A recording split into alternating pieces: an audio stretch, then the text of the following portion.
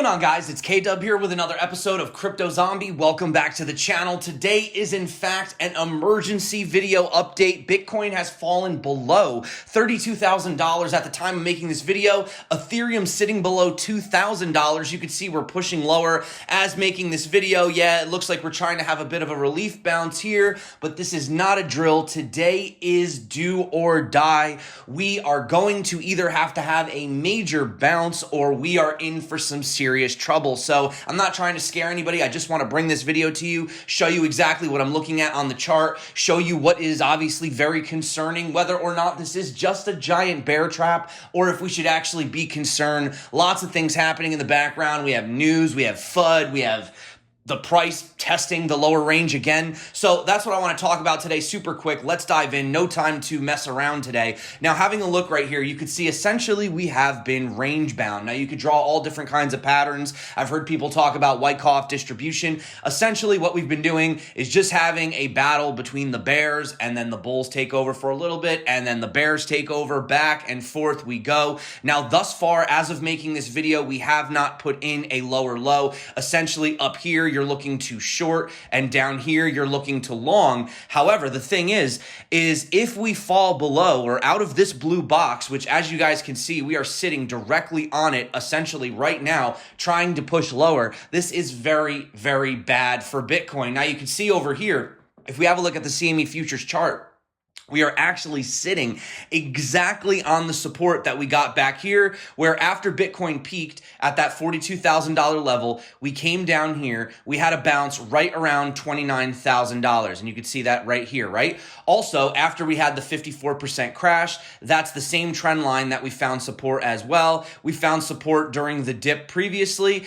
and we're sitting on that level right now. Now, we know that you can only hit a support or a resistance so many times before you eventually break through it, right? It's like if you're just hitting a wall or something over and over again, eventually the structure is going to weaken and you're going to fall through. Now, unfortunately, over here on CME futures, if we are breaking to the downside, this is going to be an absolute landslide, and we're looking for a target of about $24,000 to $26,000. Now, one of the reasons, as we spoke about, could have been the fact that we had the DXY having a massive pump. It didn't actually get up to the resistance that we were looking at. It does look like it is starting to have a bit of a pullback, so maybe this is the reversal. This could be a little bit of a relief for stocks and gold and Bitcoin, but as of right now, absolutely everything is getting murdered. Bitcoin is not safe, gold is not safe, stocks are not safe, so everything is being hit right now with the fact that we've had this dollar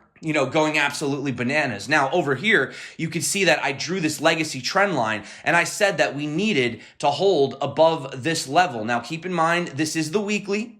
We have dipped below it before, okay? We actually dipped below it on the week of June 7th right here, but we did close the week back above it. We do not want to put in a lower low on the weekly. If we put in a lower low on this weekly candle, which it's only Monday, so we do have the entire week, this could be a crazy fake out. It could be a giant bear trap. We don't really know. It's not the end of the week yet, but if we do close this week as a lower low, then it is literally confirmed. We've put in a lower low and it is officially bear market time. Now, I don't want to scare anybody. Some people say, well, we've been in a bear market for a month. We could have been, but we didn't actually have official confirmation, okay? We didn't have a super lower low or, and in my opinion, really, this lower high is quite weak. I still, if we were truly going into a long-term bear market, I would have expected something at least to come up here and retest to around the 47K level before falling. And to be honest, we may still see something like that. We may see some kind of a bear trap to the downside with a pump where we don't quite get as high.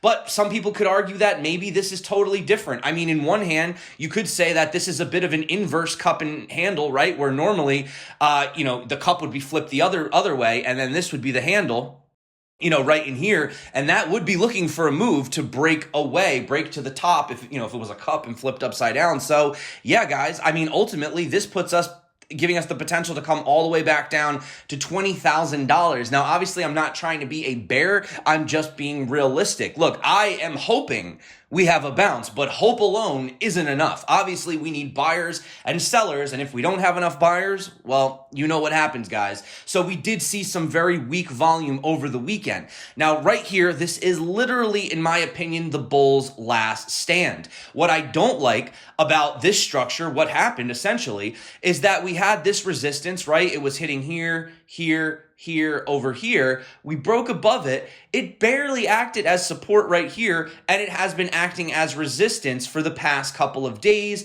We tried to break above it. We got exactly stomped out by the level, and we've come down. And you can see right here, we had our first line of defense right here. We broke through that, although that was where we had the first bounce. So short term, it looked like the bulls could have taken some control, but this is our absolute last point, our last chance right here, right where we are, guys.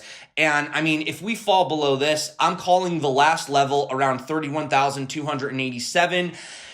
There's really not much below that, and it would set us up for a massive, massive landslide move to the downside. Like I said, guys, I don't want that to happen, but that is what the charts are showing. Now, obviously, the best case scenario would be to have that bounce back here and maybe come all the way back up to minimally this top resistance right here. The reason that that would be good is because we would be putting in another higher high, right? And we need to put in another higher high. Now, granted, we did get this one kind of high over here. You know, we had a wick up to about 41,200, whereas our previous only took us up to about 40,800. So I'm not saying all hope is lost. Like I said, we have an entire week for this candle to close. We could have some crazy trap to the downside and then bounce and close above these levels. But I am saying, as of today, the day making this video, this is very scary. We need to have a bounce if the bulls want to remain in control. Now, you can see right here, shout out to Tukey Knows. He's actually a CryptoZombie community member. Lots of people have been talking about this Wykoff method. They're saying it's still playing out, and if this is a correct interpretation, we could be due for another dump. Now, keep in mind, I did say that this was the level for the bulls to defend. However, if you do believe that we are in a reverse Wykoff, the same way that some people said we were at the top, you know, in a pattern for selling. Could this be a pattern for accumulation? It could. However, you'll notice when we do fall down to the spring level, we fall even lower than the lowest of the low. And we did go to like 29,000 on a few exchanges. So, you know, if Bitcoin was to do something like that, that could put us way below this area. We could even go below 30,000 before having the fake out. That's kind of the last hope at this point. We hope it's a possibility. Will it play out? I don't really know, guys. There's a lot of things happening right now globally, worldwide. Stocks are not doing well. So there's just that overall sentiment in the market. There is a lot of fear. Now, fear is certainly the time to be buying, especially if you are a long-term hodler. I think buying Bitcoin at $33,000 is going to be a laughable price in a few years. But short-term, if you're trading, this could get messy. It could get scary, especially if you have more than you're willing to lose, or even if you are a hodler, but you've maybe overextended yourself into crypto. So just be careful, guys. Lots of FUD out there. This FUD shouldn't be FUD, but it is for some reason. We had a massive drop in the Bitcoin hash rate. You can see that above me right here. This had to do with the Chinese miners essentially shutting down their machines. Now, here's the thing. People are freaking out. Yes, hash rate has fallen. Yes, technically block times are a little bit slower. And theoretically, you know, you could say that since there's less hash, you know, that the value of Bitcoin mining could be worth less because there's less competition. That could be a way of looking at it. However, one of the biggest things that people have talked about for so long is the centralization in China and the dirty energy that China uses. Well, this actually opens up the doors for other countries to hop on board, grab some of that hash power, start using more renewable resources, or even open it up to places like the US, etc. Now, I'm not going to talk about the conspiracy theories of the US doing this to gain control over Bitcoin. That's a whole nother can of worms. I'm just saying this is not really technically something to be worried about. This is what Bitcoin was designed to do. We have the block and difficulty adjustment. The hash rate, yes, it's unfortunate when the hash rate falls. You can argue that it's not the strongest it's ever been, but we know that the protocol is built to deal with this. It's been dealing with this for 12 years. This is nothing new, but nevertheless, we're seeing a dump anyway. Also, one of the things on top of that was the Agricultural Bank of China, the world's third largest bank by assets, is set to implement Beijing's firm anti-crypto measures and rigorously vet its clients to ensure they are not engaged in any form of illegal activities involving crypto transaction, trading, or mining. In addition to Ag Bank, the Industrial and Commercial Bank of China, the Construction Bank of China, the Postal Savings Bank of China, and the Industrial Bank, alongside mobile payments app Alipay, were all present at the PBOC meeting, the People's Bank of China. So this is creating some FUD as well. But at the end of the day, we have seen Bitcoin survive through these FUD things before. It's not the first time China's banned Bitcoin. I hope this is the last time. I hope this is the final time so we don't have to deal with this. I will say, very convenient time to come out with this news, when we're literally at the absolute bottom of the channel. As I've been saying, a lot of this seems coordinated. A lot of this seems like some kind of